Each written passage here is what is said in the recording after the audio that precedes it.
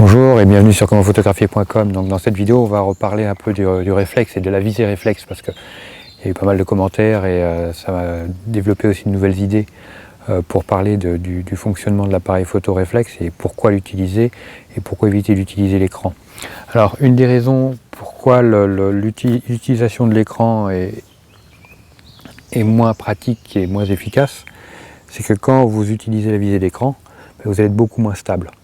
Déjà, quand vous utilisez le viseur optique, vous avez une position vraiment où vous allez tenir et stabiliser l'appareil photo. Il ne va pas bouger du tout. Alors que quand vous êtes à bout de bras pour faire votre cadrage, vous essayez de regarder, vous n'êtes pas franchement, c'est pas l'idéal. À bout de bras, on a tendance à trembler, on a tendance à bouger. Donc faites bien attention à ça. Réfléchissez. Alors que quand vous prenez l'appareil photo comme ça, vous le tenez, vous l'appliquez contre votre visage, il ne bouge pas. Il est hyper stable. Donc ça, c'est encore une des raisons pour ne pas utiliser la visée écran. Ensuite, la visée écran, qu'est-ce qu'elle va vous apporter comme inconvénient? J'ai un inconvénient de taille, c'est la durée de vie des batteries. Puisque l'écran, quand il fonctionne, il va être gros consommateur de batterie. Donc ce qui fait que si vous avez qu'une batterie, vous avez une autonomie tout juste au niveau de votre batterie pour la journée, utiliser l'écran, vous allez diviser quasiment de moitié l'autonomie de la durée de vie de votre batterie.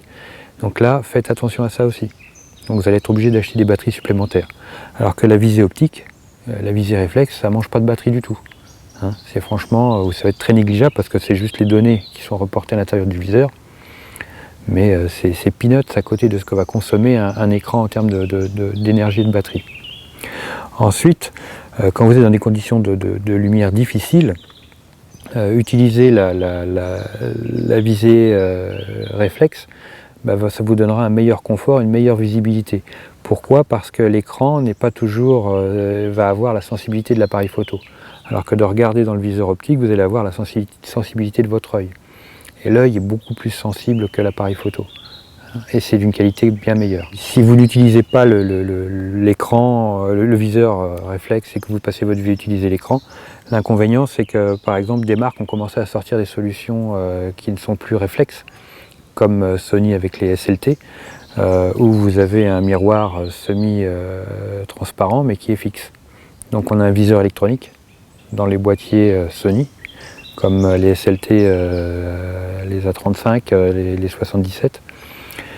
Et on va tendre vers ces techniques-là où la visée réflexe va disparaître.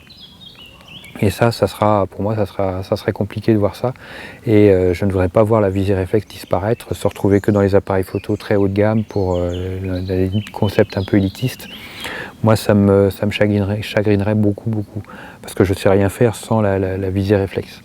Et bon, c'est peut-être un handicap pour moi, c'est peut-être pas forcément une bonne chose. Il faudrait que je m'habitue avec d'autres systèmes. Bon, je m'habitue avec mon X 6 où j'ai une visée électronique, mais c'est pas la panacée, loin de là.